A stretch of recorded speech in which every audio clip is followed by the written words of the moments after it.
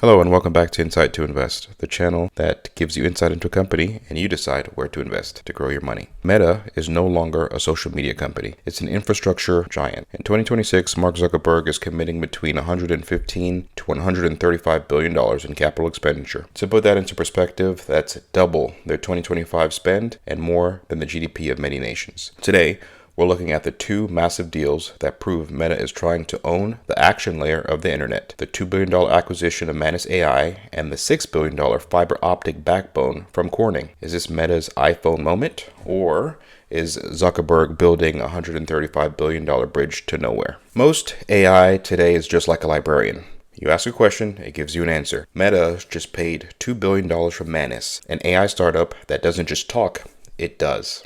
The technical edge of Manus is that it uses a large action model, or LAM. It can navigate an Ubuntu Linux container, use a browser, and execute code to complete complex tasks like booking entire itineraries or auditing insurance claims. The business case for Manus is that it hit $100 million in ARR, or annual recurring revenue, in just 8 months. By integrating this into WhatsApp and Instagram, Meta isn't just showing you an ad for a product, they are becoming the checkout button for the entire internet.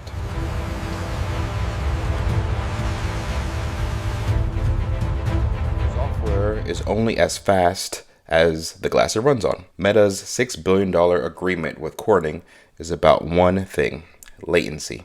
Training Llama 5, which is expected in mid-2026, requires moving petabytes of data between GPUs. Standard cables can't handle the heat or the speed. Corning is providing next-gen fiber specifically designed for Meta's AI clusters. Meta could be cementing a strategic moat by securing a multi-year supply with Corning. By doing this, Meta is effectively crowding out competitors. If you're a smaller AI startup in 2026 and you need high-end fiber, you're out of luck. Meta and Corning have already booked the capacity. So this is where it gets scary for shareholders. Meta's free cash flow is projected to drop by 50% in 2026. They've gone from being a debt-free company to carrying nearly $60 billion in long-term debt. To justify this, Meta is banking on their own custom chip. If these chips can reduce Meta's reliance on NVIDIA's chips by 40%, the $135 billion spend starts to look like a genius move. If the chips fail, Meta has a stranded asset problem that could tank the stock for years. Meta isn't alone. OpenAI is in talks to acquire OpenClaw, and Amazon is spending $200 billion on its own AI infrastructure. The biggest threat to Meta's agentic commerce isn't tech, it's regulation.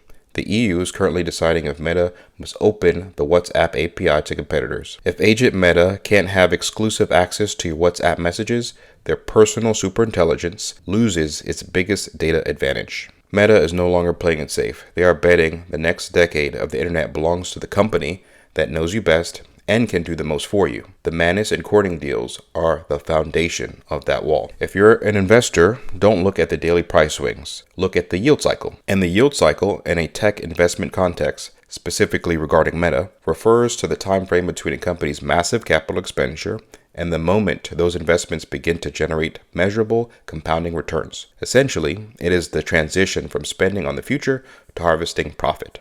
In the case of Meta, the yield cycle is currently in its most critical phase, the investment phase, which is the current phase. Meta is spending $135 billion on picks and shovels, next-gen data centers, the Manus AI acquisition, and fiber from Corning. This compresses free cash flow and scares short-term investors. The inflection point is the moment when the infrastructure is live. In 2026, analysts call this the Yield 3.0 inflection point, where growth stops coming from speculation and starts coming from fee-based economic activity. AI agents completing transactions for a cut. Then there's a harvesting phase.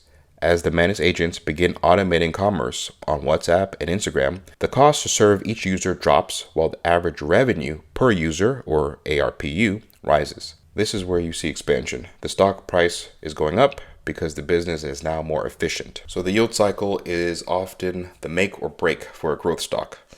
Meta is consolidating its AI models into a single framework called Lattice. Historically, they train separate models for every app. Moving to one unified model significantly shortens the time it takes for new investments to yield profit. Signs that the yield cycle is succeeding is return on infrastructure.